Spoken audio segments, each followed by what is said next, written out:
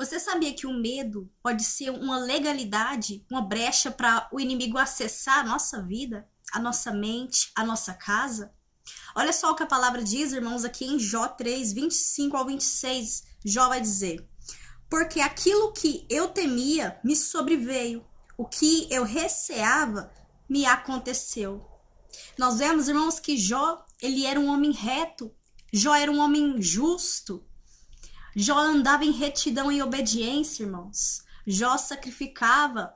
Jó tinha um altar edificado ao Altíssimo. Jó pedia perdão e oferecia sacrifícios, até mesmo pelo pecado dos seus filhos. Jó se desviava do mal. Ele era reto diante do Altíssimo. Até que o próprio Altíssimo, ele falou para Satanás: viste o meu servo Jó? Como ele é fiel, como ele se desvia do mal. Só que nós vemos aqui, irmãos, que Jó, ele tinha um defeito. Jó era justo, mas ele tinha um defeito. Jó, irmãos, ele tinha medo. Ele tinha medo de perder a família, ele tinha medo de perder os bens. Ele tinha medo, irmãos, de acontecer uma tragédia. Nós vemos que aqui nessa passagem, nós vemos que ele sim, ele teme a desgraça, a destruição vindo sobre ele. Talvez sobre a família, a casa. Porque aqui ele mesmo diz: porque aquilo que eu temia me sobreveio, o que eu receava me aconteceu. E nós vemos, irmãos, que o medo, ele é um portal. O medo, ele é uma brecha para o inimigo entrar, porque ele vai através do medo. E o único que nos quer com medo, irmãos, é Satanás, porque ele aprisiona através do medo. Ele oprime as suas vítimas através do medo. Ele nos faz entrar em desespero através do medo. Então, o medo é um espírito que procede do maligno. É ele que nos coloca o medo. É ele que quer nos ver andar na rua com medo de ser atropelado, medo de um assaltante. Satanás, irmãos, é que nos coloca medo. E a palavra vai nos dizer em 2 Timóteo 1, 7, pois o Altíssimo não nos deu espírito de covardia, mas de poder, amor e equilíbrio. Ou seja, ele não nos deu um espírito de medo. Esse medo não provém do Altíssimo. Esse medo provém do maligno. Porque ele nos deu o espírito de ousadia, o espírito de coragem. Porque, irmãos, quando nós aceitamos o Messias, recebemos o Espírito Santo e somos selados com ele, é como se o DNA do céu habitasse em nós, em nossa natureza.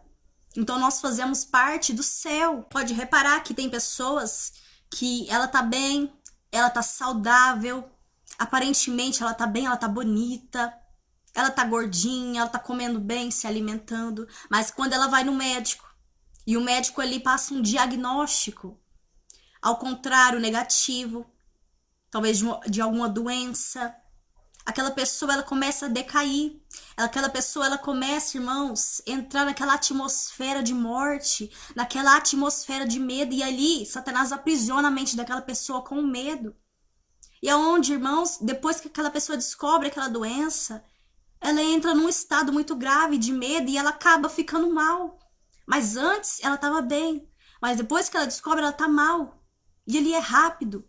Por quê? Porque fica naquela atmosfera de medo. Então, quando você fica com medo, você alimenta aquele medo, vai alimentando, é como se uma brechinha fosse abrindo. Uma brecha pequena, irmãos, o medo.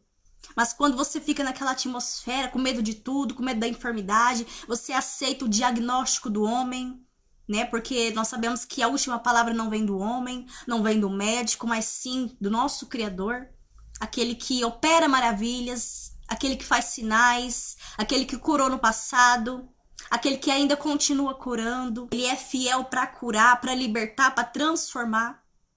Só que nós temos, irmãos, que exercer, tomar posse do Espírito do céu, da característica, do DNA do céu, que é o espírito de ousadia, o espírito de coragem, o espírito de poder, o espírito do amor, o espírito de sabedoria, o espírito do céu.